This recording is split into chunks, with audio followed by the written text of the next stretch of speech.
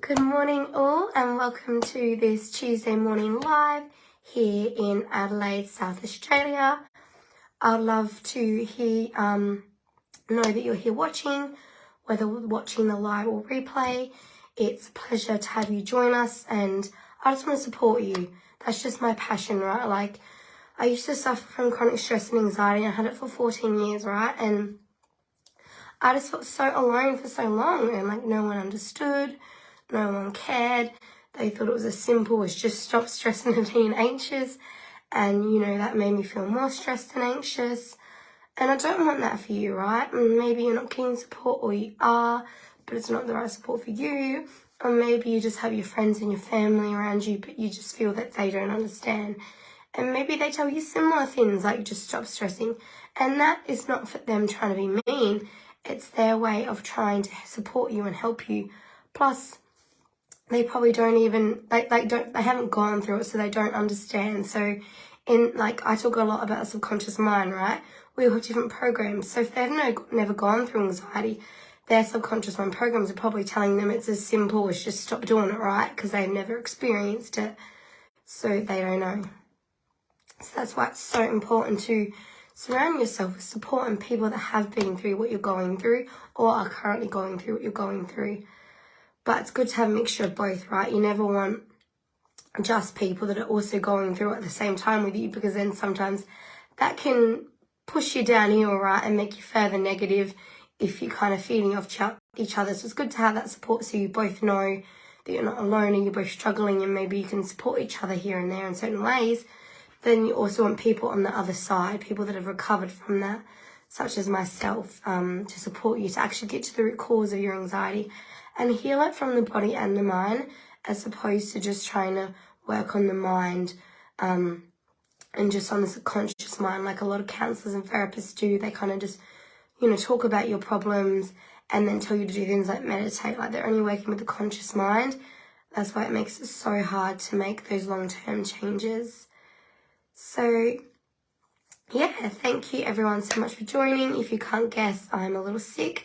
I have had the last couple of days off, but I really wanted to keep up my Tuesday live, so I hope you can bear with my voice. Hopefully it's not too bad. And today's live, I just wanted to talk about, like a lot of the times why we stay stuck in anxiety for so long as well is because we're looking at the negatives of anxiety and we're resisting that anxiety. So whenever we look at only at the negative side of anxiety and we resist it, we create even more anxiety, and we start to identify as that anxiety, and it makes it even harder to get rid of it, right? When anxiety, at the end of the day, it's only there because it's your body and mind's way of trying to protect you in some shape or form. Like, you're not doing it, like if it gave you no benefits at all, you wouldn't be doing it. But you're doing it, you're anxious because it's giving you some sort of benefit. Whether that's safety, whether that's, not making sure you have a roof over your head, making sure that's preventing you from feeling like you're going to get abandoned. Like, there's so many different ways to why we get anxious and what anxiety can give us. So it's about, treating our body and mind with kindness and knowing that the anxiety is there for a reason, and knowing that it's okay to work on it and heal it and want to heal it, which is good, but not necessarily having to heal it completely, being okay with it being there a little bit if it needs to be there a little bit, right? And, wanting to heal it completely, but not having that expectation that you have to heal it completely, right? Because if you have that expectation that you have to heal it completely, then it's going to be even harder to get rid of and even harder to control and cope with. So instead of, letting anxiety be the driver of your bus, the driver of your life, where it controls literally everything, can you resist it and it becomes so much worse, why not instead look at it as being a passenger in the bus? So it's a passenger in your life. So, it's there for a reason, and it's going to support you at times and is needed at times, but it doesn't need to control your whole life, and you don't need to resist it because it's there for a reason. It's there to protect you. And just like stress, right? Like a little bit of anxiety and stress at times is good and normal. right? Because it's there for a reason. Just like fear, for example, if we had no fear, fear is a heavy emotion for a lot of people I know, especially anxious people. But if you got rid of fear completely, think about it. You just walk out in front of an oncoming car and probably get hit by a car and possibly die, right? So that little bit of fear is needed, just like at times a little bit of anxiety and stress is needed. So it's about just looking at it differently and knowing that if anxiety is there, sometimes it's okay. It's just about learning how to get it to the point where it's either pretty much gone or very minimized, that it's no longer controlling your life. It's just a passenger in your life, a passenger in your bus. And that when that anxiety or stress does come up, you have the coping tools and the mindset and body connection and regulated nervous system that you can regulate your emotions and maintain in a calm, safe state, no matter what is going on around you that is causing you that stress and anxiety. So that's what it's all about, right? And that's why what regulating your nervous system is a big part of the work that I do, right? Because you want to widen, you want to get yourself into a regulated nervous system, and then from there you want to widen your window of tolerance, right?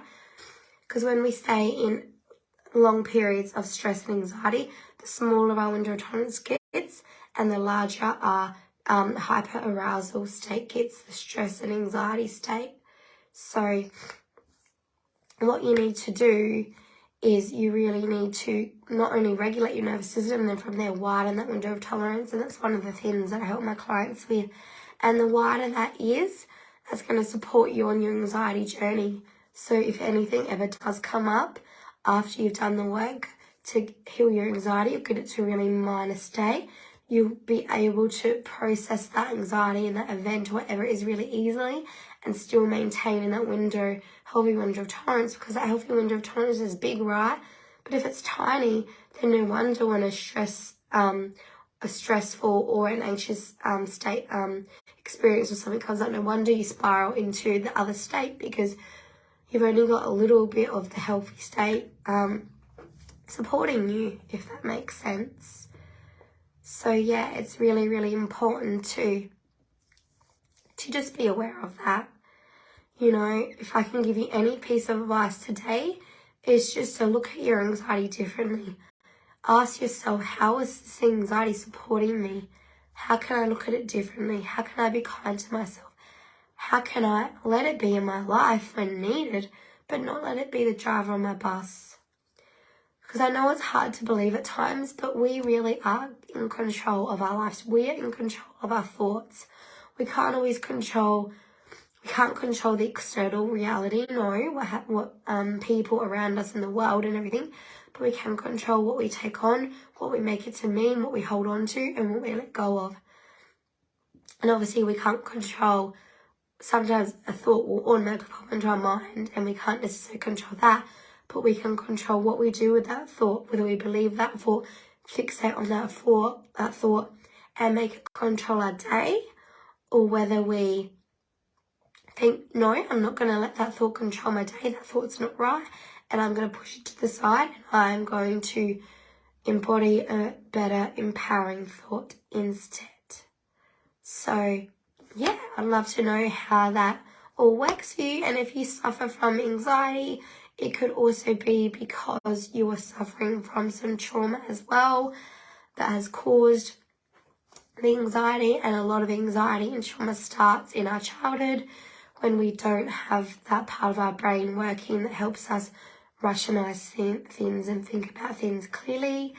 So if you're wanting to learn more about handling your anxiety in a positive way and not letting it and making it be a passenger in your bus rather than the driver of your bus, and if you want to learn how to understand your trauma better, then comment below me, because I also have a trauma workbook I can give you with some questions to really support you in the future when it comes to certain situations coming up to prevent them from becoming traumatic.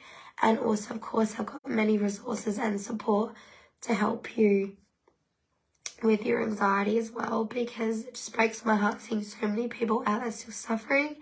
I don't want that for you, right? Like, I'm even sick right now, and when I was chronically anxious, if I was sick, I'd be thinking the worst when my cold's lasting a certain amount of time, you know, what's going to happen to me, and I'll just be overthinking it and completely and utterly dreading it. But I no longer do that, right?